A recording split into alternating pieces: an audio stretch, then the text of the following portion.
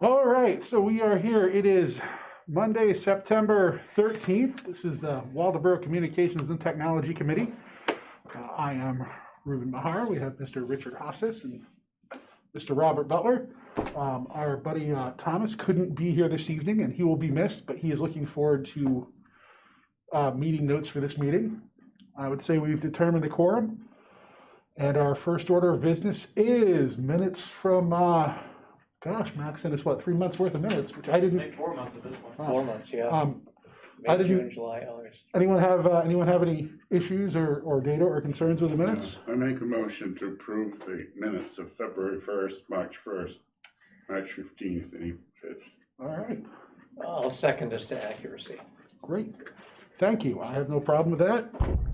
Motion passes. All right, we did at least one thing. We're off to a great start. Next up, Max, you had public Wi-Fi.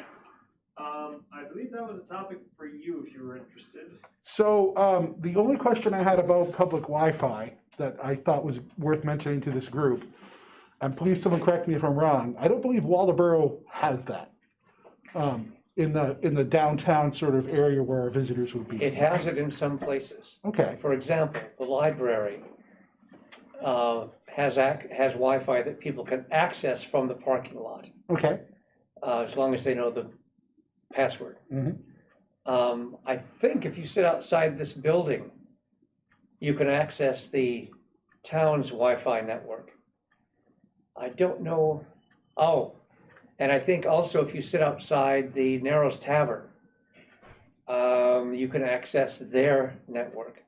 But in the sense of having a formal, structured, public Wi-Fi network, no, town doesn't have one. All right, so, and I guess that was really my question, and I'm not talking about everywhere all over the town. And I guess I would need advice on where there might be, if any, benefit to doing that. I know there are companies like Charter's an example that will reach out to towns and work with them, but towns can also stand up their own network with a small amount of equipment. This might be something to carry forward to the EDC as well.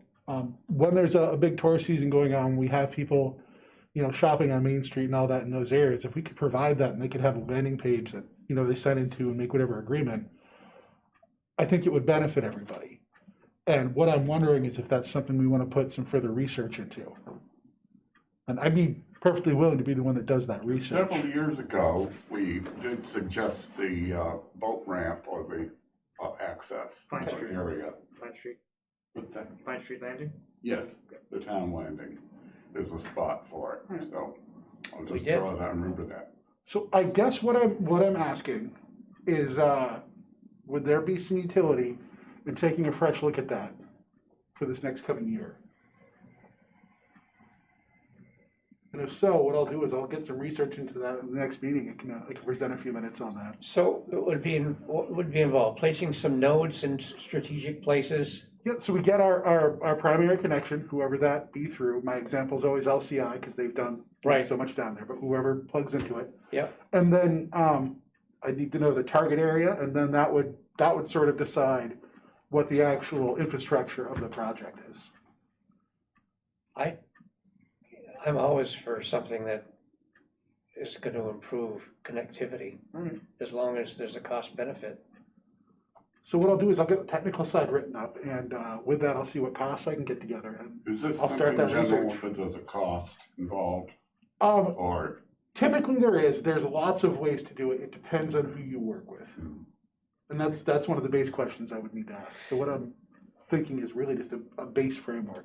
We talked about this, remember, Max, when we put in the streetlights, the LED streetlights? Yeah. Those fixtures had Wi-Fi capability. Mm-hmm. I don't know whether the ones we eventually purchased, They don't.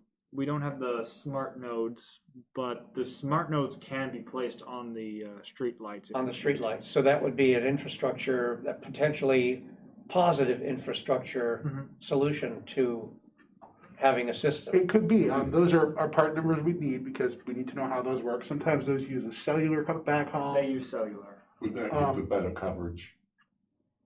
Would it give better? Yeah, Uh, having them on the streetlights. It really depends on where you want to reach. I think that would be a second pass thing. What I'm thinking is a very generalized framework with what the different options are. We could include streetlights in that, no problem. Okay, And then once we know what the technologies are, what the cost per unit is, what the challenges are and all that, then we could say, pick a place to point it at, and then you could use that sort of toolbox to narrow it down. is it something that could tie into, just off the top of my head, into the library? Is that a signal that could be boosted?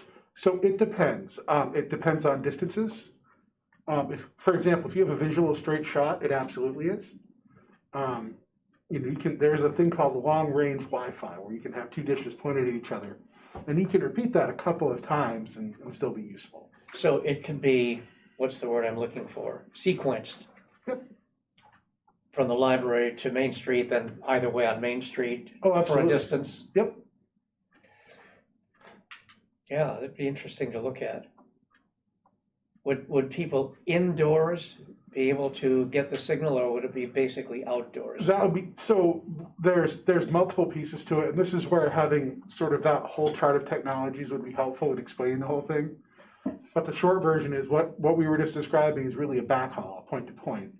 And then at the other point, you'd have a separate distribution that could be pointed towards homes or could be pointed towards a business. It depends on what you want to do. I think I know where you're going with it. I think there might be some concern that someone might just use public Wi-Fi as just free permanent Wi-Fi. And there are other things that you can do about that. You know, there are landing pages where, let's say you sign in for free, it gives you half an hour, or it gives you a very low speed. Like at an airport or something? Yeah, the exact same thing. And those systems, they sell equipment that has those interfaces baked in. They are not exotic. You can buy that ready to go, more or less. So you could charge a fee? You absolutely could. Yeah, it could be a source of income. Yeah.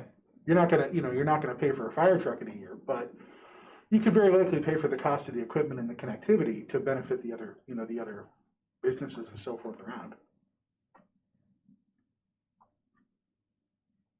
Yes, that was the question of, how much usage would there be? And I don't have a clue. I don't know. It's really hard to know. Yeah, Well, I think it depends where we plan on putting it. If it's going to go over at the Pine Street Landing, it would probably be beneficial to know from the shellfish part of the community if that's something they want to use. They might do some business on internet. Maybe they don't. If we put it maybe over near the school, some parents or at the Little League field, for example, that might be something, or the recreation field, I should say.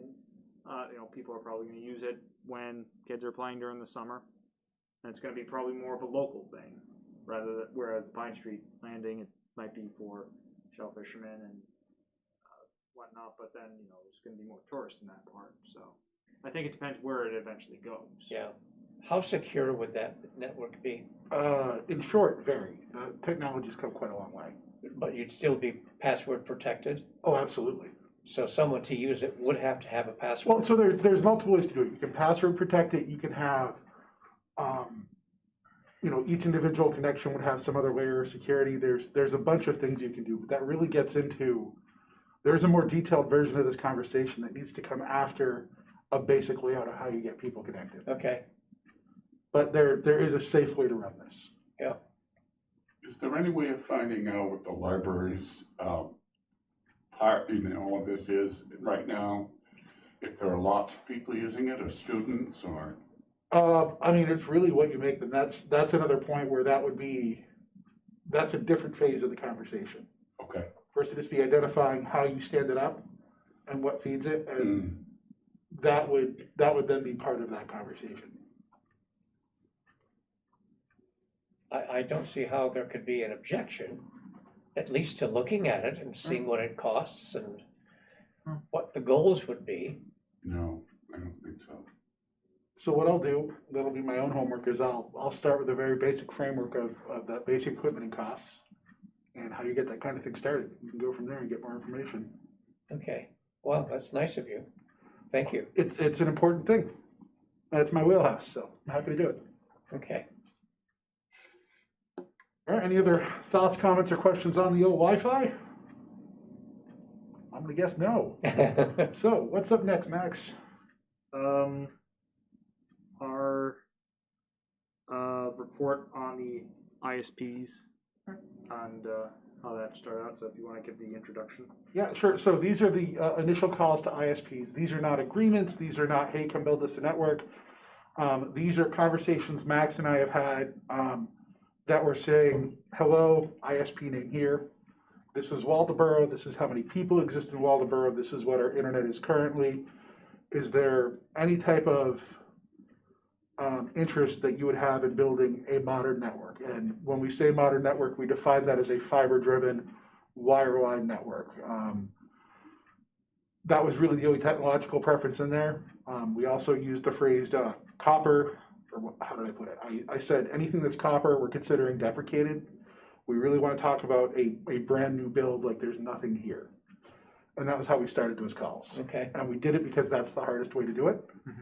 And because of other challenges we found with things like, it's hard to connect to Threering to provide internet to houses. So we just said, pretend there's nothing here. Where do we go from there? And I believe Max had some really good notes, which I don't have in front of me. Do you want to go over any of that? Not notes too much. I think the bigger comments that or the impressions that I at least walked away from was, it's certainly possible. Yep. It does need to be emphasized. It's going to cost quite a bit, and Yep.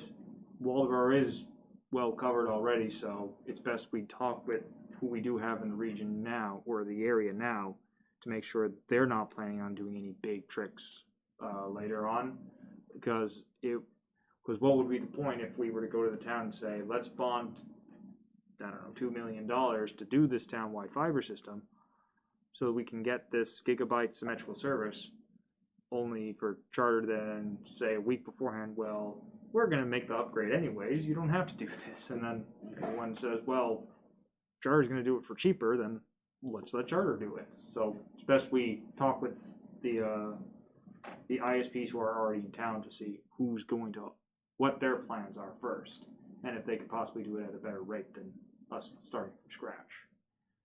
And from that, it was more of what I've kind of said at these meetings. We really do need to just ask the residents, what is the need? What are you looking for? Are you looking for the cheaper side? Are you looking for just that gigabyte service, town-owned, private-owned? What are we trying to do here, and get their feedback from it? Is there focus on town-wide, or is there focus on just getting it to these few key areas in town, like the schools and commercial areas and whatnot? Or if this is anything like that? We're working in phases, or all in one. We haven't spoken with Charter or LCI yet. They got the same letter as everyone else. But they have expressed interest in talking. It's just Sure. we need to get Right, we gotta get a time. So that's it. When you say they, do you mean LCI or LCI and Charter? I being a bit anonymous on that one, just Okay, so that's no one fine. feels pressured watching these meetings, Fair enough. and people don't get any wrong ideas. But my point in asking the question that way is you never know what anyone might want to do with existing infrastructure or new infrastructure, things like that. So we're giving everyone the same even chance. Yep. Seems right.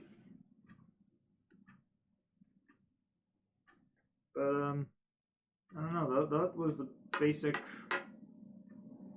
gist of it. And that's the first pass. We want to get through it with everybody. Right. I think one of the more positive things that I was told was, or we were told, I should say, we don't have that type of infrastructure that would make it almost impossible to do this project. If there were like very long stretched bridges that would divide the town, that would be one. But the largest bridge is the one on Route 1, I think. Yeah. So we don't have to worry about that issue. It just comes down to that education awareness. So yeah, none of this stuff is instant. Those first rounds of calls are going to be, feel a little slow going, but we've made decent progress getting through that list. So how would you gauge the level of interest you've received? Well, anyone will do it if we pay them. We're still going to get numbers and costs and all that. The biggest challenge that I sense is scale. I think doing it just as Waldoboro is probably going to be harder than, say, doing something across Lincoln County or across a couple of counties. And we did ask that question, and I thought it was obvious, but if we can get more people interested at greater scale, the chances are better. And, there's an economies of scale that goes in there too. As you make those projects bigger, the cost per mile can come down. Are we better off focusing down the peninsula as opposed to east and west along Route 1 or north I think that would depend in on. terms of cooperation with other towns? That's a great question. We haven't spoken to other towns. Right now, it's just ISPs. I think it depends what direction we go. Because if it's a private entity of doing town-wide, Yep. and if we go by peninsula, Bremen's already getting LCI connected, so Yep. we just get LCI to do that. Sorry, who's already getting connected? Bremen, Oh, Bremen, that's right, they got they a already got a contract. town-wide system, so Yeah. I doubt they'll be interested. Interested. Friendship might. I don't know though. And I know Cushing at least is looking at Mid-Coast Internet Broadband Coalition. I don't know what Friendship is. But, if they want to do a town-wide system, Washington's like the one unserved town in the entire region in our immediate area. So if they say we want to do town-wide private system might be the ideal thing. If they say utility network, then it might be an utility network. But yeah, going up by peninsula might be better, or at least along the state roads. But it depends what the towns have to say, because it's going to be different.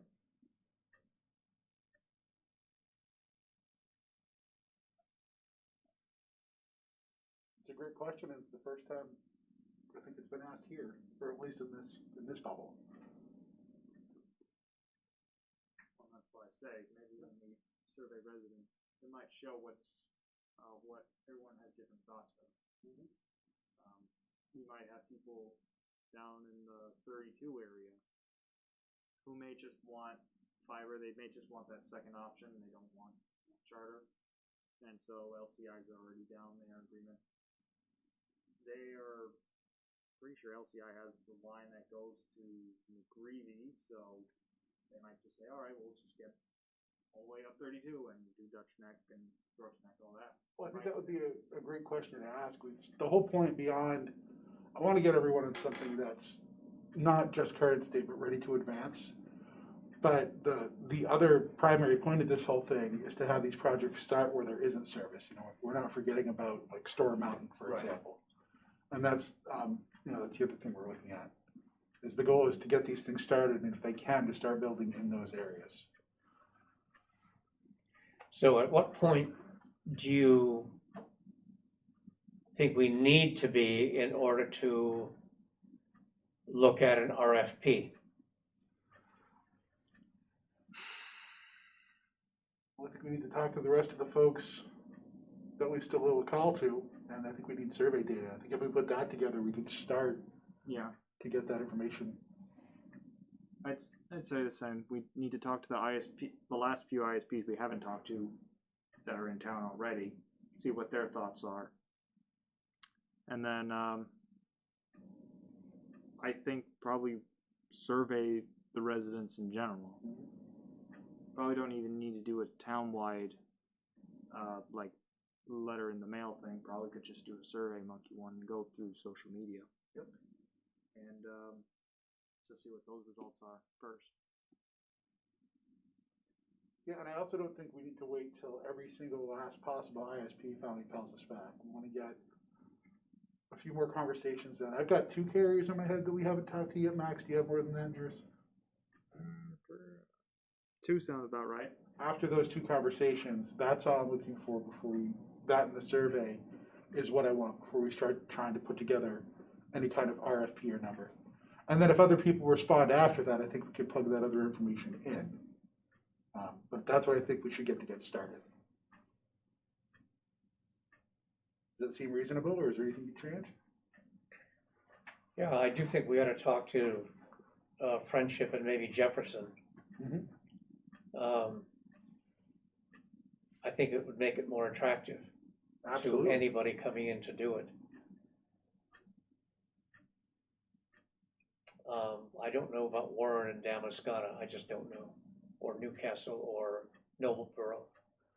Damascotta, I believe, is trying to do like their own fiber build out. They're getting a CTC together right now, and I think they're trying to do something with Newcastle and I feel Bristol. I think similar to what Bremen has, where it's just fiber to the home through LCI. Could we reach out to those towns just once and say, hey, what are you guys up to? I mean, would there be any problem doing that?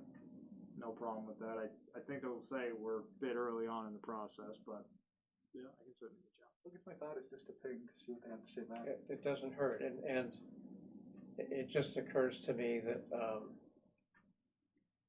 sort of a regional approach, not a county approach, but a regional, a sub-county regional approach might make more sense, because you're giving opportunities for loop, redundancy in the system. You're defining your area more precisely, and you're offering a larger population base to allocate the costing over a larger number of people.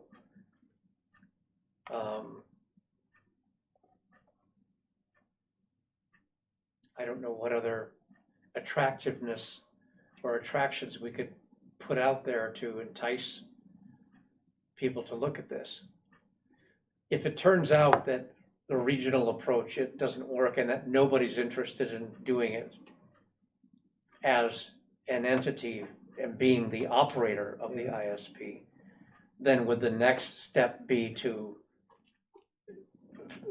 see what it would cost the town to own the network?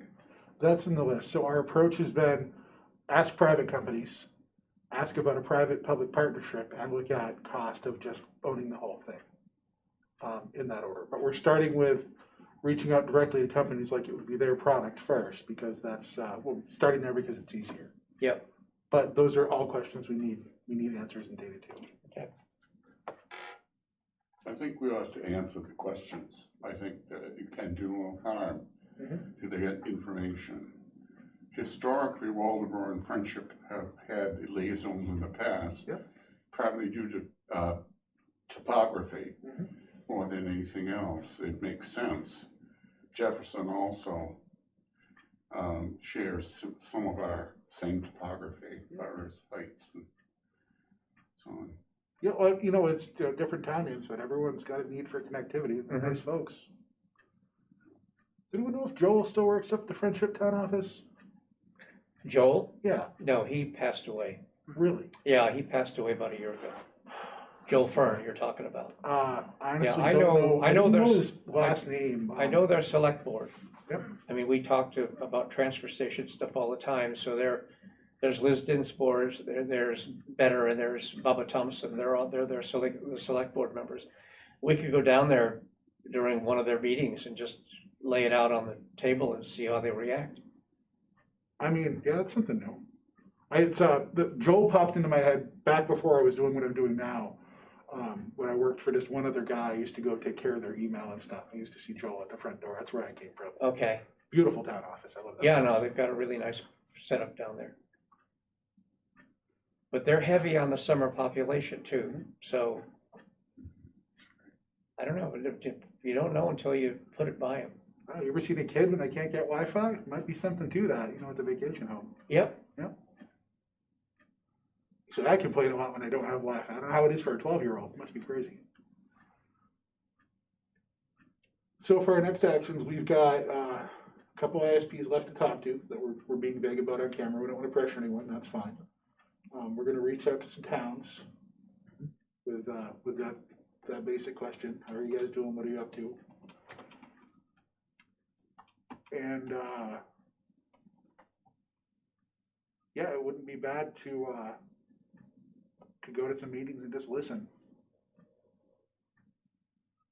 Is that about right? They're very open to having Oh, yeah. people come in and during their meetings and talking to them about stuff, so. And I'm happy to set it up, or Max can do it. I mean, it doesn't, whatever your timing is, whenever you want to do it. It really depends on the meeting. This week, other than being here tonight, my schedule's mostly blacked out. Yep, Then well, it goes back to something that approaches normal after Leave that. it to your schedule, and then Max can try to and Max. Yeah, and I mean, I can read too. I don't mind going to those websites. That's everything I've got in my head. Do we have anything else on the agenda? No, Connect Maine Authority is finally coming together and starting their meetings. Yep. This is different from. Wait, I said the Oh, you're thinking of the. Is I it the meant Maine Connect Authority. Broadband Authority. Yeah. Authority. the new broadband authority. Yep. They're the ones who got the ARPA funding, and they're going to be in charge of distributing that fund. They're going to get together and meet. Not to be the Connect Authority, not to be confused with the Connect Maine Authority. Very different. Yes, these names are not at all confusing. No, they're not. No, Connect Authority. They are opening up a process for planning grants for towns to get connected. I don't think that one will really be in our area because we do have our strategy going forward, but I can double check. But they are starting to meet, so I'm waiting to see what their long-term plans are going to be and what grants they're going to eventually offer. But that's it. That's all I got. All right. Well, round robin. Anyone have anything else they want to talk about? Jokes, recipes, other concerns? Nope. All right. We're gonna end this in 30 minutes, I think. What's the timer on there? 20? So our next meeting is in October? Yes, would October 11th? um No, that's Columbus Day. and we meet on the first Monday. The only reason we didn't do it this month was because of Labor Day. Oh, okay, So it would be October 4th. okay. And that's when Connect Maine has its meeting anyway. So that's at 1 o'clock. Okay. But I don't have anything else. There's no Alright. comments. Motion Well- to adjourn? I move we adjourn. All right. So it is written. Good one.